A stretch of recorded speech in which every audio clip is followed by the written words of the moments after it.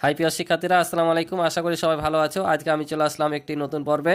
এ পর্বে আলোচনা করব অধ্যায় 13 উপাত্ত বিন্যস্তকরণের আলোকে একটি সৃজনশীল অঙ্ক নিয়ে। তো অঙ্কটা আমার কাছে ইম্পর্টেন্ট মনে হলো, তাই তোমাদের মাঝে শেয়ার করছি। তো তোমরা ক্লাসটি অবশ্যই মনোযোগ দিয়ে দেখবে এবং অঙ্কটি তোমরা বুঝবে। আজকে আমি অঙ্কটা একটি নতুন নিয়মে করাবো। নতুন নিয়মে বলতে গেলে তোমরা যে এখানে দেখতে পাচ্ছ, এখানে ছক কাটা হয়, এখানে কতগুলো ঘর কাটতে হয় এটা তোমরা হয়তো বুঝতে পারো না। তো আমার কাছে একজন জানতে চেয়েছে যে এই ঘরগুলো কিভাবে বুঝবো যে কতগুলো আমি ঘর কাটবো, এই বলে আমার কাছে জানতে চেয়েছে। এই জন্য আমি সবার সাথে বিষয়টা শেয়ার করছি।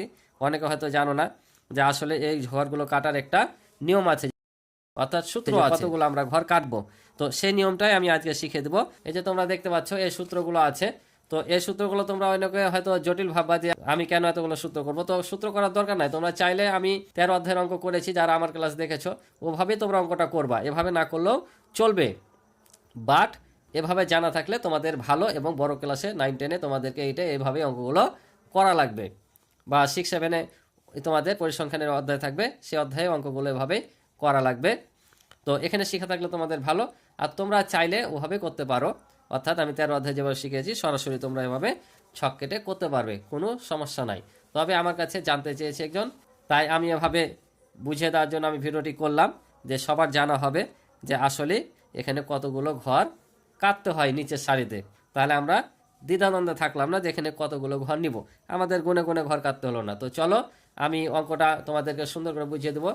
তো তোমরা অবশ্যই প্রথম থেকে শেষ পর্যন্ত ক্লাসটা দেখবা, এবং অঙ্কটা কিন্তু ইম্পর্টেন্ট আছে তোমাদের বার্ষিক পরীক্ষা বলো, বৃত্তি পরীক্ষা বলো। যদি বৃত্তি পরীক্ষায় সৃজনশীল আসে, বৃত্তি পরীক্ষার জন্য অঙ্কটা কিন্তু আমাকে মনে হলো যে গুরুত্বপূর্ণ, তাই আমি তোমাদেরকে ভিডিও করে শেয়ার করছি। তো দেখো অঙ্কটা বলছে এখানে কি, যে নিম্নে 20 জন শ্রমিকের ওজন কেজি দেওয়া হলো।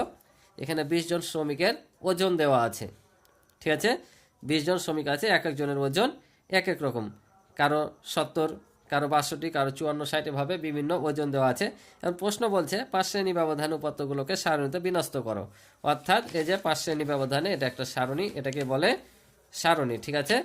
ট্যালি চিহ্ন দ্বারা সংখ্যা বের করার পদ্ধতিটাকে সারণী বলে। তারপর বলছে সারণীটি ব্যবহার করে একটি আয়তলেখ অঙ্কন করো। অর্থাৎ আয়ত আমরা ইতিপূর্বে শিখেছি কিভাবে আঁকতে হয়, যারা আমার ক্লাস নিয়মিত ধারাবাহিকভাবে দেখেছো, 13 অধ্যায়ের অঙ্ক দেওয়া আছে, তারা অবশ্যই বুঝতে পারছো যে কিভাবে দিয়েছি। তো চলো আমি অঙ্কটা শুরু করি। তো এই যে আমি দেখো যে এই শাড়িটা বের করার জন্য, অর্থাৎ নিচে কতগুলো শাড়ি লাগবে, ওই জন্য আমাদের এখানে একটা সূত্র লাগবে। তো আমি অঙ্কটা কিছু অংশ করে রেখেছি। তো প্রথমে আমাদের পরিসর বের করা লাগবে, ঠিক আছে, পরিসর। তো পরিসর বের করার জন্য একটা সূত্র হচ্ছে, সর্বোচ্চ সংখ্যা যে থাকবে আমাদের উপাত্তগুলোর মধ্যে, সেই সর্বোচ্চ সংখ্যা থেকে সর্বনিম্ন সংখ্যাটা কী করতে হবে, বিয়োগ করতে হবে, এবং বিয়োগ ফলের সাথে 1 যোগ করতে হবে। তো আমাদের এখানে সর্বোচ্চ সংখ্যা পেয়েছি আমি 72। এই 72টাই হচ্ছে সর্বোচ্চ সংখ্যা, ঠিক আছে। আর সর্বনিম্ন সংখ্যা হচ্ছে 54। তাহলে আমি 72 বিয়োগ 54 করলাম, তার সাথে যোগ 1। তাহলে 72 থেকে 54 বাদ দিলে হয় 18, আর এই 1 যোগ হয়ে যাবে, তো পেলাম আমরা 19। এখন এই যে 5 শ্রেণী ব্যবধানে শ্রেণী সংখ্যা লিখেছি আমি, অর্থাৎ এটাকে বলছে শ্রেণী সংখ্যা। এই যে দেখতে পাচ্ছ এগুলোকে বলছে কি সংখ্যা, শ্রেণী সংখ্যা। অর্থাৎ এখানে কতগুলো ঘর লাগবে এটাই বের করার জন্য এই সূত্রটা আমাদের প্রয়োজন, ঠিক আছে। তোমাদেরকে শেখার জন্য করাচ্ছি, পরীক্ষায় তোমরা চাইলে এভাবেও করতে পারো, আর এগুলো যদি নাও করো তারপর সমস্যা নেই, তারপরও ফুল মার্ক পাবা তোমরা। তো শ্রেণী সংখ্যা বের করার জন্য আবার সূত্র হচ্ছে, এখানে যে আমরা পরিসরটা পেয়েছি সেই পরিসরটাকে শ্রেণী ব্যবধান দিয়ে ভাগ করতে হবে।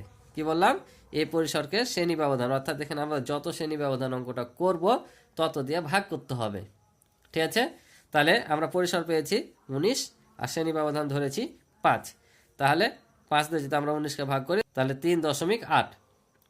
এখানে যে আমরা 3.8 পাইলাম, এখানে যদি এরকম দশমিক সংখ্যা চলে আসে তাহলে সব সময় এটাকে পূর্ণ সংখ্যায় পরিণত করে নেবা।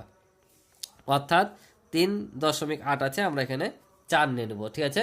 কি বললাম, 3.8 আছে, 4 নেব। তো যদি এখানে 3.1ও আসতো, অর্থাৎ 3.1, তারপরেও 4 দিতাম, অর্থাৎ 3-এর পরে, 5-এর পরে, 6-এর পরে 0.12 যা আসুক না কেন আমরা পরের সংখ্যা ধরে নেব। যদি এখানে 6.3 আসতো তাহলে আমরা এখানে 7 ধরে নিতাম, বুঝতে পারছো। তাই এখানে 3.8 এসছে, আমরা 4 করে নিলাম পূর্ণ। অর্থাৎ আমাদের কি করতে হবে, শ্রেণীর সংখ্যা হচ্ছে 4। 4 বলতে এখানে যা তোমরা দেখতে পাচ্ছ যে এই যে আমি শ্রেণী ব্যবধানের সংখ্যাগুলো বসে রেখেছি, 54 থেকে 58, 59 থেকে 63, 64 থেকে 68, 69 থেকে 73। এই সংখ্যাগুলো হচ্ছে অরিজিনাল কি শ্রেণী সংখ্যা। ঠিক আছে, এখানে যে আমরা শ্রেণী সংখ্যা 4 পেলাম, এটাকে বলছে শ্রেণী সংখ্যা, অরিজিনাল শ্রেণী সংখ্যা হচ্ছে 4। আর যত শ্রেণী সংখ্যা পাবো তার সাথে উপরে এই যে হেডিংগুলো লেখার জন্য আর এখানে একটা এই যে মোট লেখার জন্য আমাদেরকে 2টা ঘর এক্সট্রা নেওয়া লাগবে। কি বললাম, যে শ্রেণী সংখ্যা এখানে যা পাবো এই সংখ্যাগুলোর মধ্যে কিন্তু এই সংখ্যাটি হতে হবে এবং হবে। ঠিক আছে, তোমরা যদি ব্যবধানগুলো ঠিকভাবে নাও এই সংখ্যাগুলোর মধ্যে হবে। অর্থাৎ আমি যে 4 পেয়েছি, দেখো শেষ পর্যন্ত 54 সর্বনিম্ন সংখ্যা, সর্বোচ্চ হচ্ছে 72। তাহলে দেখো এই 4টা ঘরের মধ্যে কিন্তু আছে, এটা হচ্ছে অরিজিনাল শ্রেণী সংখ্যা। বুঝছো? আর শ্রেণী সংখ্যা এখানে যা পাবা তার সাথে আরও 2টা ঘর যোগ করে নিব, অর্থাৎ উপরে হেডিং লেখার জন্য আর নিচে মোট লেখার জন্য 2টা ঘর শুধু তোমরা এক্সট্রা নিবা। আশা করি তোমরা বুঝেছো। এখন এখানে প্রশ্ন হলো যে আমরা এখানে কত দিয়ে শুরু করব। এখানে শুরু করার নিয়ম হচ্ছে সর্বনিম্ন যে সংখ্যা থাকবে সে সংখ্যা দিয়েই শুরু করার নিয়ম। তোমরা চাইলে এটাকে তোমাদের সুবিধার জন্য মিনে নিতে পারো। ঠিক আছে, যেখান থেকে খুশি নিতে পারো, 53 থেকেও নিতে পারতা। ঠিক আছে, কিন্তু লক্ষ্য রাখতে হবে এখানে 72 যেন এই 4টা ঘরের মধ্যে আসে। ঠিক আছে, বেশি না চলে যায়। ঠিক আছে, তো আমি 54 থেকে শুরু করেছি। 54 থেকে 5 ঘর গুনলে 58 হয়। আবার 59 থেকে যদি আমি 5 ঘর গুনি 63 হয়। আবার 64 থেকে 5 ঘর গুনলে 68, আর 69 থেকে 5 ঘর গুনলে 73। তাহলে দেখো সর্বনিম্ন সংখ্যা ছিল 54 আর সর্বোচ্চ হচ্ছে 72 ছিল। তো এখানে 73 আছে, এটা কোনো সমস্যা নাই। তুমি এখান থেকে 53 থেকে যে ধরতা এখানে 72 শেষ হতো, এখানে 53 নিলেও সমস্যা ছিল না। তাহলে তোমরা কিভাবে এটা নিতে হবে এটাও আশা করি বুঝে গেছো। তো এখন চলো তাহলে আমরা এই সংখ্যাটা বের করব যে 54 থেকে 58 কেজির মধ্যে কতজন আছে, 59 থেকে 63 কেজি ওজনের মানুষ কতজন আছে, আমরা এগুলো বের করব। তো ট্যালি চিহ্ন কীভাবে বের করতে আমি ইতিপূর্বে শিখিয়েছি, তো আরেকবারও তোমাদেরকে আমি শিখিয়ে দিচ্ছি কীভাবে করবা। তোমরা যে এখানে সংখ্যাগুলো দেখতে পাচ্ছ এগুলো গোনার দরকার নাই, তোমরা এখানে একটা করে এভাবে নিবা। যেখানে 70 আছে 70 কার মধ্যে পড়ছে সেখানে একটা দিয়ে দেবা, যে 69 থেকে 73-এর মধ্যে কি আছে, 70টা আছে। তাহলে আমি এখানে একটা ট্যালি চিহ্ন দিয়ে দিলাম। তোমরা এটা কাটেও দিতে পারো, আরও সুবিধা, তাহলে ভুলবা না। বা এভাবে আঙুল দিয়েও করতে পারো। যে 62 কোন ঘরে আছে, এই যে 59 থেকে 63-র মধ্যে একটা আছে। তারপর 54 কোন ঘরে পড়ছে, এই যে ঘরে পড়ছে। তারপর 60 হচ্ছে যে 59 থেকে 63-র মধ্যে। ঠিক আছে, তারপর 62 এ ঘরে পড়ছে। তারপর 64 এ ঘরে, 66 হচ্ছে এ ঘরে আছে। তারপর হচ্ছে তোমার 68 এ ঘরেই। তারপর 70 হচ্ছে এই যে ঘরে। তারপর কত, আবারও 70। তারপর 60, 64, 66 এ ঘরেই। তাহলে আমরা 5 ঘর হয় তখন কী করি, একটা তির্যকভাবে দিই। তারপর 68 আবার এ ঘরে পড়ছে। তারপর 70 এ ঘরে, 60 এখানে 5টা, 72 তাহলে আমাদের এ ঘরে পড়ছে, এখানেও 5টা হয়ে গেল। তারপর 68 এ ঘরে। তারপর কত, 64 এখানে। তারপর হচ্ছে 70 হচ্ছে আমাদের এখানে। তাহলে আমরা কত পেলাম এখন বসিয়ে দেব। তাহলে এখানে পাইলাম একটা, এখানে পেলাম 5টা, এখানে হচ্ছে 5 আর 3 8, আর এখানে হচ্ছে 6টা। তাহলে আমরা গনে দেখে নেব মোট 20 জন হচ্ছে না। যদি 20টা না হয় তাহলে অঙ্ক ভুল হয়েছে, আর যদি 20টা হয় তাহলে অঙ্ক সঠিক হয়েছে। তাহলে 1 আর 5-এ কত, 6, 6 আর 8-এ 14, 14 আর 6 হচ্ছে 20, অর্থাৎ আমাদের সঠিক আছে। কারণ আমাদের এখানে টোটাল কতজন ছিল, 20 জন শ্রমিক ছিল, আমরা এখানে 20 পেয়ে গেছি। তাহলে এটাই হচ্ছে তোমার 5 শ্রেণী ব্যবধানে তোমাদের কি বের করা, সারণী তৈরি করা। ঠিক আছে, তাহলে তোমরা যদি এখানিক নাও করো, সরাসরি তোমরা যদি এখানিক করে দাও তাও তোমাদের ফুল মার্ক দিবে। ঠিক আছে, এখন বলেছে আমাদের এখানে কি 2 নম্বরে যে সারণী ব্যবহার করে একটা আয়তলেখ অঙ্কন করো। তো চলো আমরা আয়তটি এঁকে দিই। তো আয়ত আঁকার জন্য দেখো আমাদের এখানে সর্বোচ্চ গণসংখ্যা বা সংখ্যা কত আছে, 8 আছে। তাহলে আমাদেরকে এই লম্ব বরাবর কয়টা কাটবো, আমরা সবসময় একটা বেশি কাটি। ঠিক আছে না, তাহলে 9টা।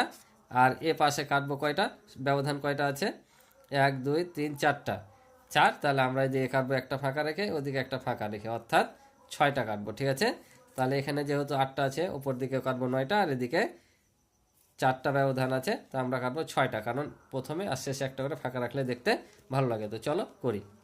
তো দেখো আমরা ক্ষয়ে চলে এসেছি। তো এখানে আমি লিখেছি সারণী ব্যবহার করে নিচের আয়তলেখ অঙ্কন করা হলো। তো আমি এখানে দেখো আমি ছকটা কেটে নিয়েছি, অর্থাৎ আয়তটা কেটে নিয়েছি। এটা তোমরা চাইলে গ্রাফের মাধ্যমে করতে পারো 5 ঘর পর পর নিয়ে। তো যেহেতু তোমাদের বইয়ে এভাবেই করে দেওয়া আছে, গ্রাফ দিয়ে বাধ্যতামূলক না, তাই আমি এভাবে করালাম। তো এখানে দেখো যে নিচে হচ্ছে শ্রেণী ব্যবধান, অর্থাৎ আমরা যে এখানে শ্রেণী ব্যবধানটা ধরেছি সে শ্রেণী ব্যবধানটা এখানে নিয়েছি। অর্থাৎ এখানে 54 থেকে 58, 59 থেকে 63 এভাবে আমরা এখানে কি করেছি, নিয়েছি। আর এগুলোকে বলে কি, শ্রমিক সংখ্যা, অথবা যে সংখ্যাগুলো আমরা এখানে পেয়েছি সারণীতে সে সংখ্যাগুলো আমরা এখানে বসাবো।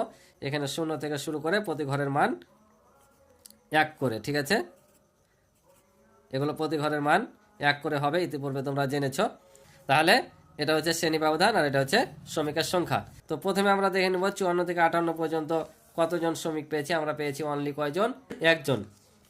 তাহলে আমরা এখানে কি করব, এখানে একটা নিব, ঠিক আছে। তোমরা এটা বিভিন্নভাবে চাইলে রং করতে পারো। তারপর কত পেয়েছি আমরা, 5। তাহলে আমরা 59 থেকে 63 ঘরের মধ্যে কত 5 পেয়েছি, এই যে 5, 1 2 করে আমরা এখান পর্যন্ত 5টা ঘর কি করব, কেটে নেব। তারপর দেখি 64 থেকে 68 কত পেয়েছি। তাহলে 64 থেকে 68-তে সর্বোচ্চ হচ্ছে 8 জন। তাহলে আমরা এখানে কি করব, 8টা ঘর কাটবো, অর্থাৎ এই যে সর্বোচ্চ 8 থেকে আমরা এখানে পুরা ঘর কেটে নেব, ঠিক আছে। তারপর 69 থেকে 73 পর্যন্ত কতজন, 6 জন।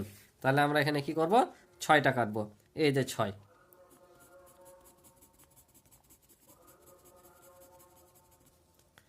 তাহলে তোমরা দেখতে পাচ্ছ, তাহলে আমরা এখানে সারণী থেকে আয়ত এঁকে ফেললাম।